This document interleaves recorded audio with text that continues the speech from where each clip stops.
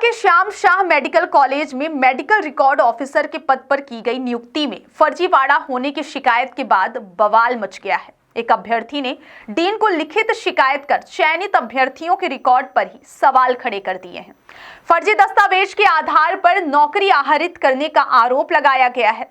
साथ ही एक अभ्यर्थी को शैक्षणिक योग्यता में अपात्र होने पर ही नियुक्त किए जाने का आरोप लगाया गया है।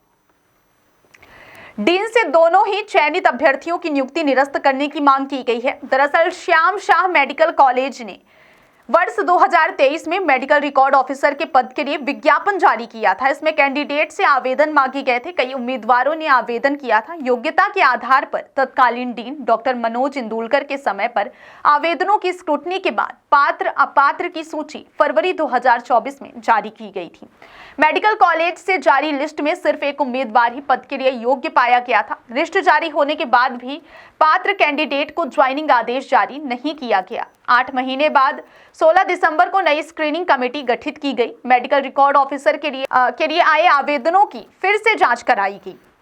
इसके लिए डीन ने कमेटी का भी गठन किया। डीन ने 5 लोगों की कमेटी गठित की। फिर स्क्रूटनी और नए सिरे से चयन कार्यवाही किए जाने के बाद 20 दिसंबर को नई लिस्ट जारी कर दी गई। इसमें जो कैंडिडेट अपात्र था उसे पात्र और जो पात्र था उसे वेटिंग लिस्ट में डाल दिया गया। अब सवाल यह खड़ा होता है कि पहले अपात्र हुए अभ्यर्थी अगली सूची में पात्र कैसे हो गए। पहली सूची में अपात्र करने वाले तत्कालीन डीन डॉक्टर मनोज इंदुलकर ने कहा कि अभ्यर्थियों के पास ऑफलाइन डिग्री की जरूरत थी, जबकि अभ्यर्थियों ने ऑनलाइन डिग्री ली थी, इसलिए अपात्र किया गया था। मेडिकल कॉलेज में एक छात्र के द्वारा जो मेडिकल ऑफिसर की नियुक्ति हुई उसमें पहले अपात्र आपने किया था, आप उन्हें पात्र कर दिया। किन आधारों पे आपने पहले अपात्र किया था? जब हम लोगों ने एडवर्टाइजमेंट किया था तो उसमें ये था कि किसी संस्था के द्वारा पूरा 1 वर्षीय पूरा कोर्स होना चाहिए ऑफलाइन। तो अधिकतरों ने क्या करा था कि ऑनलाइन कोर्स किया था। तो हम लोगों ने एडवर्टाइजमेंट में मेंशन कर रखा था कि ऑनलाइन कोर्स वालों को की पात्रता नहीं रहेगी, तो इसलिए वो अपात्र हो गए थे। इस आधार पे उनको पात्र कर दिया। फिर से ये मामला है कि वो उनको फिर से पात्र किया गया।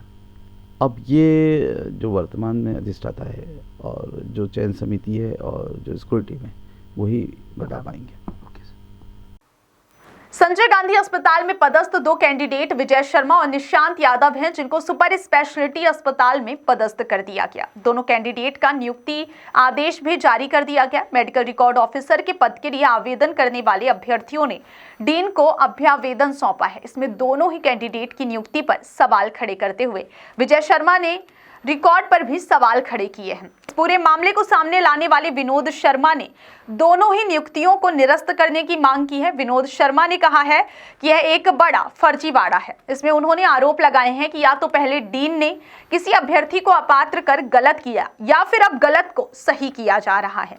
शिकायत में कहा गया है कि विजय शर्मा जो चयनित ने रिकॉर्ड प्रस्तुत किए हैं उससे यह स्पष्ट हो रहा है कि एक ही समय पर चिकित्सा महाविद्यालय शिवपुरी, जिला चिकित्सालय आगर मालवा एवं all India council for vocational and paramedical science नाम संस्थान हिसार हरियाणा में भी मौजूद रहे।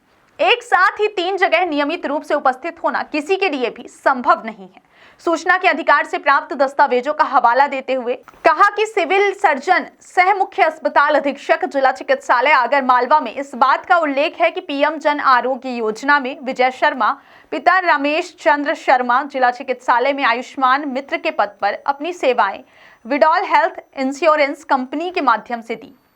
इस पूरे मामले पर श्याम शाह मेडिकल कॉलेज के डीन सुनील अग्रवाल का कहना है कि डॉक्यूमेंट के आधार पर भर्ती की गई है, किसी भी प्रकार की लापरवाही नहीं बरती गई है और जो भी आरोप लगाए जा रहे हैं वह सही नहीं है। नहीं, कोई ऐसा मामला नहीं है। 2 पद थे, एक सुपर स्पेशलिटी में और एक संजय गांधी मेडिकल कॉलेज में हॉस्पिटल में, श्याम शाह मेडिकल कॉलेज में, और एक एमआरओ के पद थे। और उस पर एमपी ऑनलाइन के माध्यम से उनका वो हुआ है, चयन हुआ है। और उसके बाद जब वेरिफिकेशन पे कमेटी के द्वारा उनके कागज़ और वेरिफिकेशन अर्हता है और नियुक्तियाँ देखने के बाद उनसे ऑब्जेक्शंस मतलब बुलवाए गए थे और वो सभी को देखने के बाद जो जो चीज़ थी उसमें वेरीफाई किया गया, क्योंकि बहुत सारे ऑब्जेक्शंस थे, बहुत सारी लोगों की वो थी। तो सबको फिर देख के हम लोगों ने उसको, कमेटी ने जो निर्णय लिया है उसके अनुसार ही उसका चयन हुआ है दोनों के। ये जो आरोप लग रहे हैं सर, अब ये कुछ लोग होते हैं असंतुष्ट होते हैं, और या जिन लोगों के नहीं चयन हो पाते तो स्वाभाविक है, कई परेशानियां होती है और तकलीफ़ें, लोगों को लगता है कि हमारे साथ ऐसा हुआ है, लेकिन ऐसा किसी के साथ अन्याय नहीं किया गया।